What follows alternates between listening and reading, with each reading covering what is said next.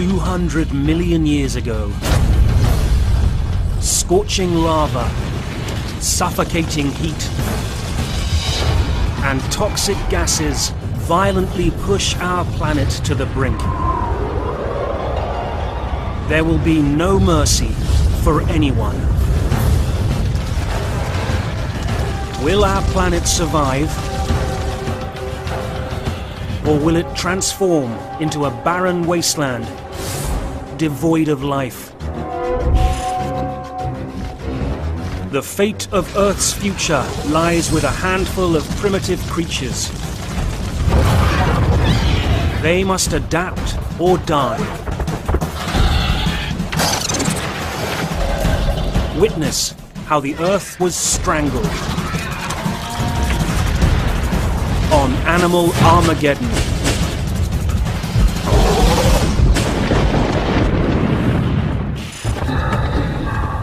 Death is one of the things that nature wills.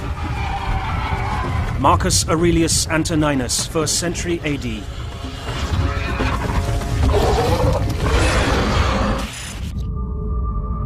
This is Mars today. Waterless, airless, lifeless. A harsh, unforgiving desert where nothing lives. Vastly different than Earth. The chilling reality is this could have been Earth if a mass extinction 200 million years ago had succeeded. It happened just before the reign of dinosaurs, in a time called the Triassic. The world of the Triassic is dominated by humid jungle, with lush forests and vast wooded plains stretching from pole to pole. The tropics of the Triassic would be like the tropics of today, but whereas in our world, as you go north or south from the equator, it gets cooler. Well, in the Triassic, it probably stayed warm because carbon dioxide levels, greenhouse gases were much higher. But I think the greatest difference would be the plants and the animals. A host of bizarre creatures roamed this planet.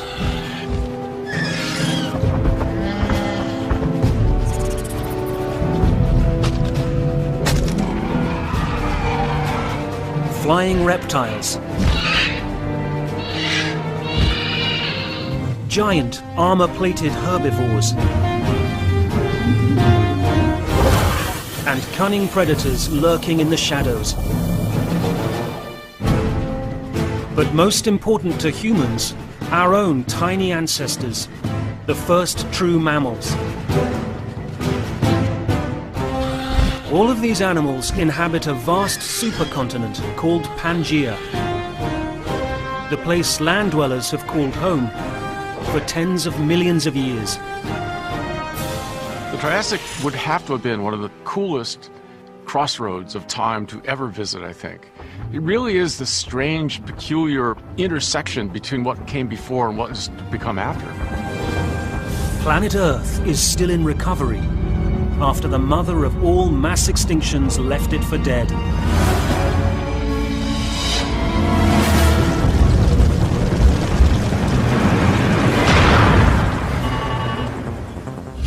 "50 million years earlier, the Permian period ended tragically when the Earth split apart in Siberia, oozing toxic lava for 1 million years.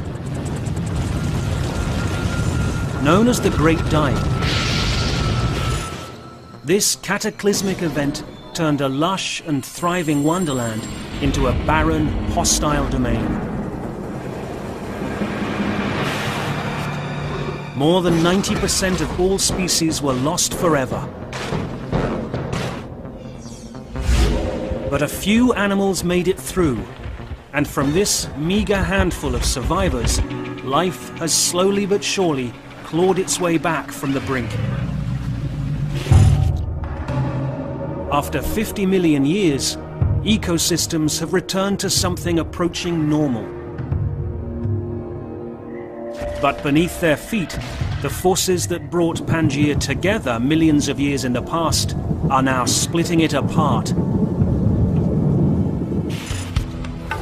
The Earth's crust floats on a layer of molten rock called the mantle. The flow of rock in the mantle moves the continents over time. As these forces tear Pangaea apart, an extraordinary amount of lava will be expelled from the bowels of the Earth. The gears of mass extinction are in motion. Disaster is about to strike. In what is now the Appalachian Mountains of eastern North America, a deep rumble shakes the landscape.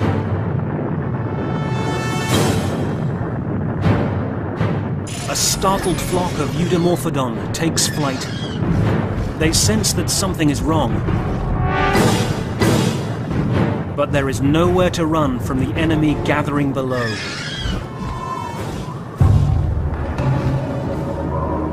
These bird-like creatures are among the first flying reptiles, or pterosaurs. Pterosaurs were the first vertebrates to actually evolve powered flight. Going not just from high up in the trees to down on the ground, but actually the reverse, being able to go from the ground up. An elongated fourth finger forms the leading edge of their thin wings. To us, it might resemble a bat, but it flies as gracefully as a bird. Was somewhere about the size of a seagull.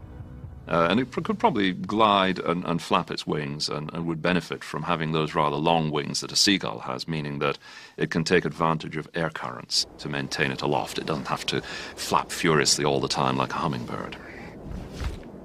And like a seagull, the Eudimorphodon use their gliding ability to patrol the waterways for food. They dine almost exclusively on fish. As the Eudimorphodon soar, another rumble. The Triassic world's grim fate is knocking at the door. Basking in the sun below, a group of Rutiodons take little notice that the end of the world is coming. 12 feet long, armored from head to tail, and equipped with large cone-shaped fangs, these Rutiodons are the top predators in the lakes and ponds of Pangaea.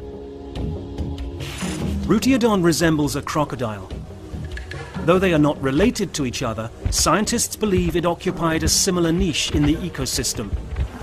An ambush predator that never strayed far from the water.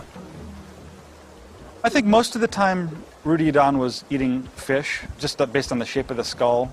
But given the opportunity, something's not paying attention when it comes down to drink some water at the riverside, Rutiodon would probably be able to swipe at them and take them into the water and drown them, probably. But the dominant animals of the Triassic are heavily armored herbivores, like Desmatasuchus.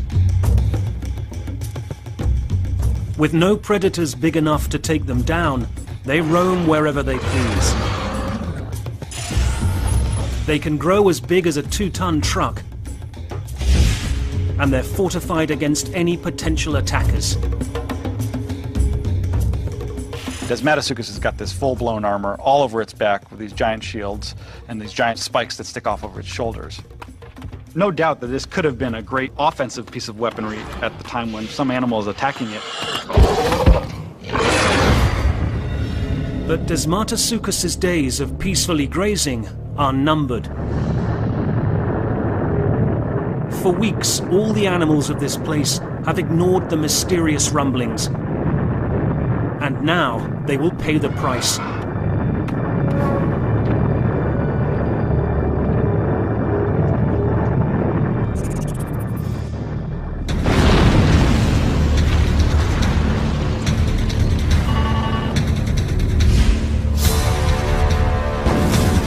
Towering plumes of searing vapor stream into the sky. These geysers are like Old Faithful, but 100 times more powerful. Superheated steam and debris rocket over a mile into the air. And this is just the beginning. Rolling clouds of steam subsume the Eudimorphodon.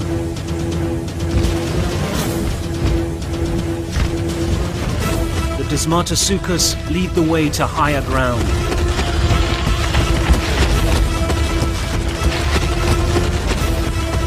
while Rutiodon seeks shelter in the deep. But there will be no escape. The steam eruptions are just a warning shot. Lava eruptions are not far behind.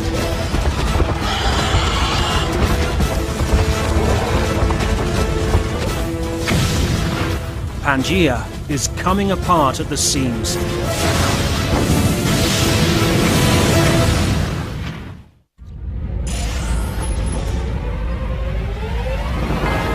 "200 million years ago, the supercontinent of Pangaea began to split apart, ushering the world into a dark period of mass extinction.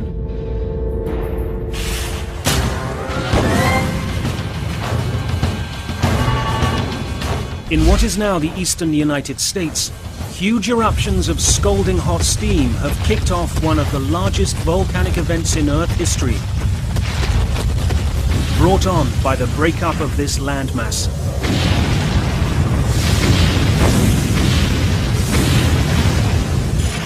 The rifting is in the process of forming the Atlantic Ocean basin, so scientists call the resulting volcanic eruptions CAMP, or the Central Atlantic Magmatic Province.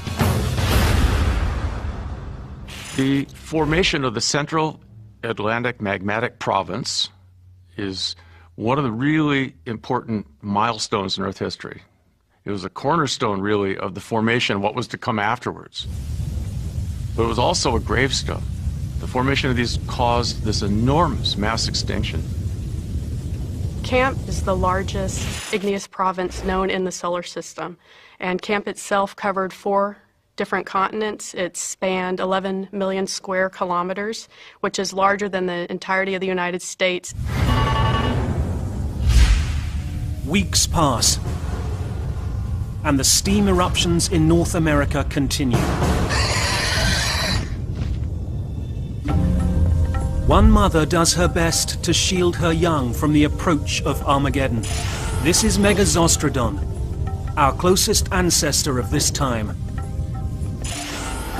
Its long jaws and rows of tiny sharp teeth suggest a reptilian origin, but it is covered in hair, not scales. Megazostrodon is the first true mammal. The future of the entire class of animals rests with it. Megazostrodon was quite a small creature. You've got to think of something like a weasel, I guess, quite long and thin. You might hardly have noticed it, like weasels today. It's quite secretive. And it's a pretty important survivor for us because it's the animal that is related to modern mammals. Probably, like most small animals of that size, is a burrowing animal. Megazostrodon is well protected in its burrow, but those on the surface are not so lucky. The ground rumbles.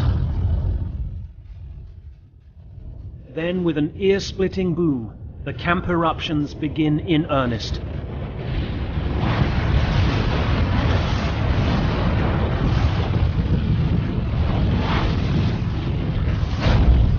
Lava bursts out of huge cracks in the earth. Fountains of magma explode into the air. It's far more destructive than a typical volcano that explodes from a single mountaintop. These cracks can be dozens of miles long.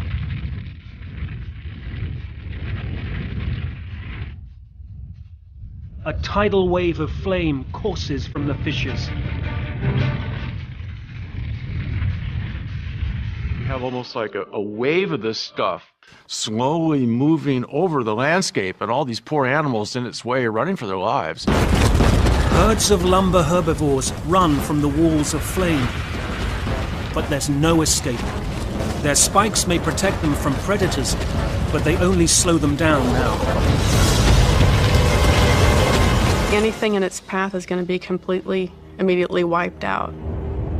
For weeks, even months on end, the fissures spew lava onto the surface. The molten rock destroys anything it touches, laying waste to the landscape. We have no human understanding or connection